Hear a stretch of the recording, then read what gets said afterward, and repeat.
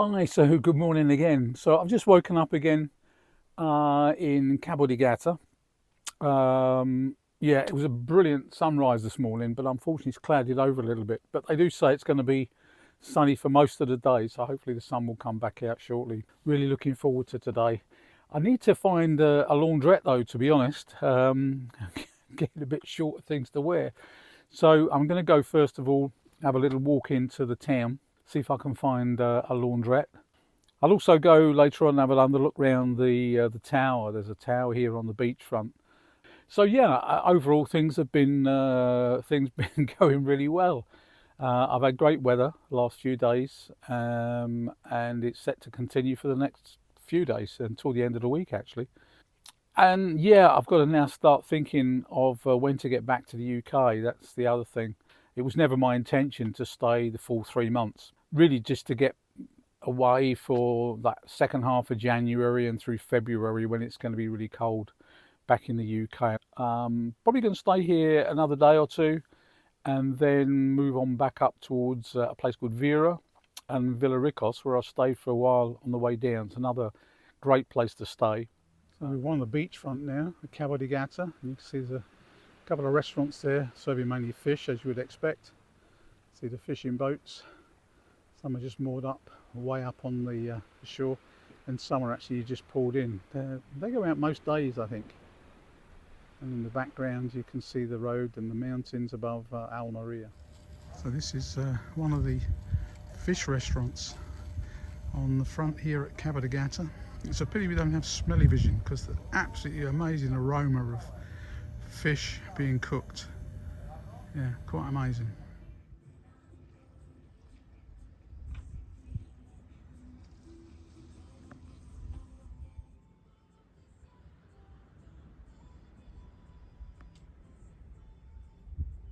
This is one of the old capstans, which is still in use actually. You can see the pole at the top. Basically, you would wind that round, and this cable is attached to that boat, and then by winding the capstan, they could drag the boat out of the water.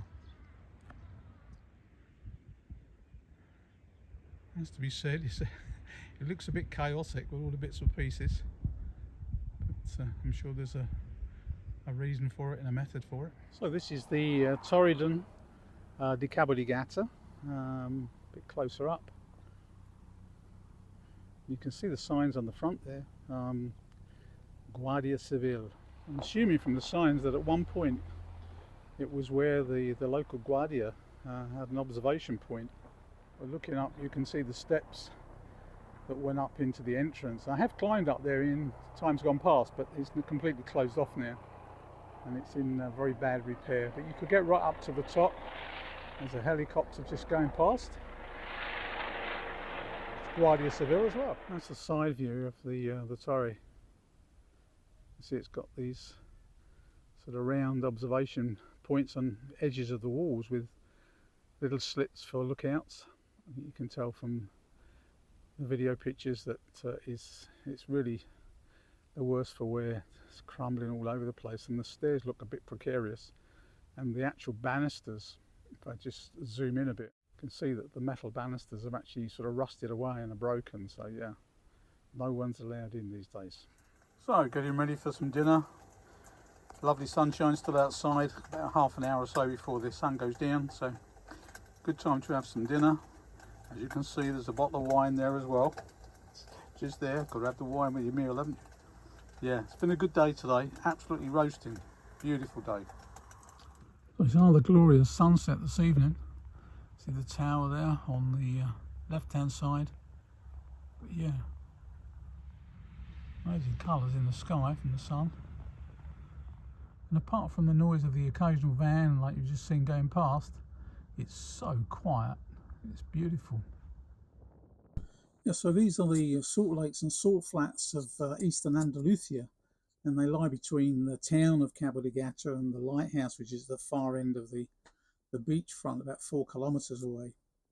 But salt mining goes back to Phoenician times. It's a huge area. Unfortunately, you can't get too close to the water because it's fenced off. Another lovely sunny day.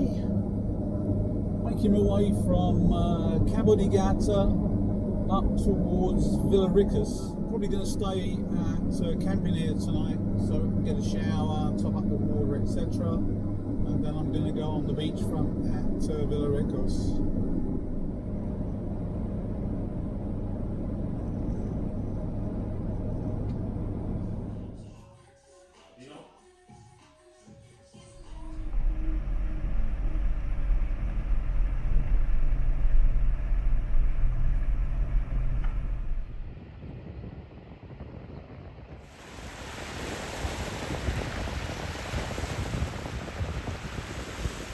So it's another wonderful day here. I found a beachfront park up at Palomares, and yeah, it's absolutely glorious.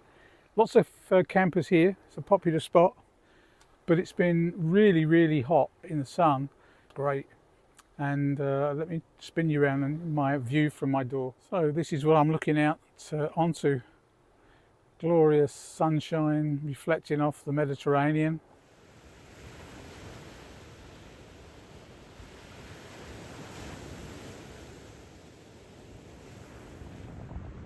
So being a Sunday, I decided to take a walk along the seafront past all these vans up to the town of Villaricos, where there's a market, a Sunday market. Quite an interesting little walk, parts of the old castle there. And Villaricos is just a very small fishing village, effectively, and there's only about 620 inhabitants. And when you think of all the vans all the way along the beach, there's probably as many people in the vans as there are that live in Villaricos itself.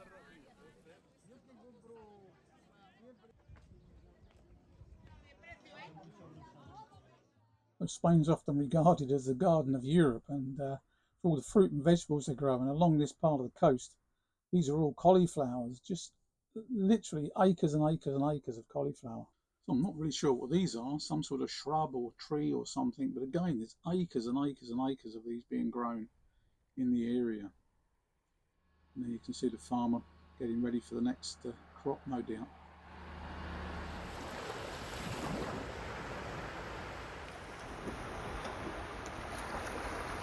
It's a really small world. I'm parked up on Palomares beach at the moment, and I walked along a little earlier and saw this van. I recognised it. It's actually owned by Heidi. Now, Heidi runs a YouTube channel called the Narrowboat Pirate. Small world. Both of us have got boats. Both of us have got similar campers. So this morning I left the camper park where I stayed last night. It's good to have a nice hot shower and top up the water and get rid of the grey and black waste, so that was all good. But after spending a good few days on the beachfront there at Palomares, I decided to come a little bit further along the coast, and I'm now not far from Mazarrón, and I've come onto the beachfront. Well, I say a beachfront, I'm on some rocks above the beach. I'll give you a look and show you where I am.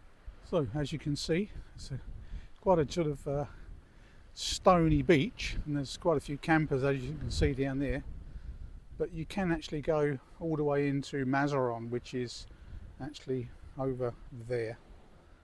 And again, you can probably see in the distance quite a few campers, but you can see it's nice and calm, the sea. Yeah, beautiful spot. So I'm going to probably stay here for a couple of days or so.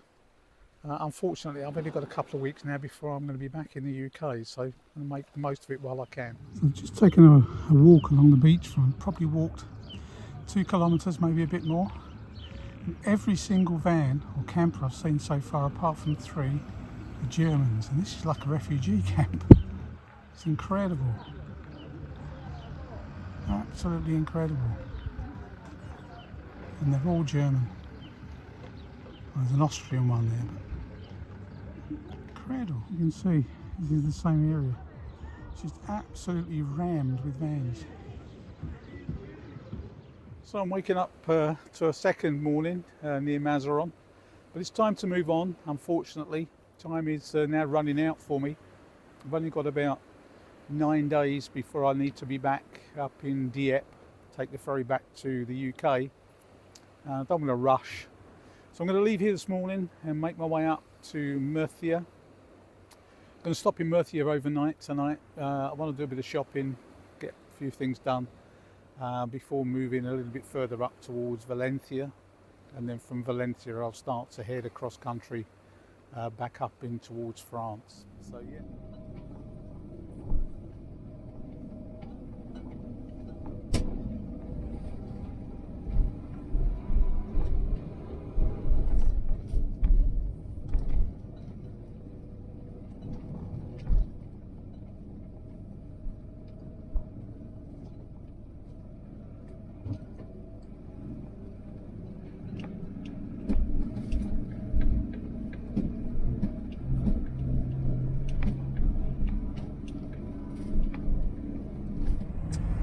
So like I said, I'm on the road again, and I'm heading up towards Murcia.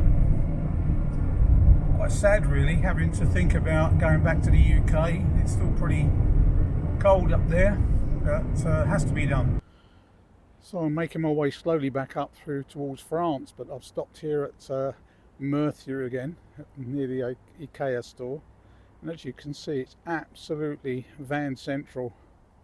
Yeah, I've never ever seen this place as busy with vans as it is today. So, you know, when people say about the popularity of vans going up there, yeah, this proves it, I think.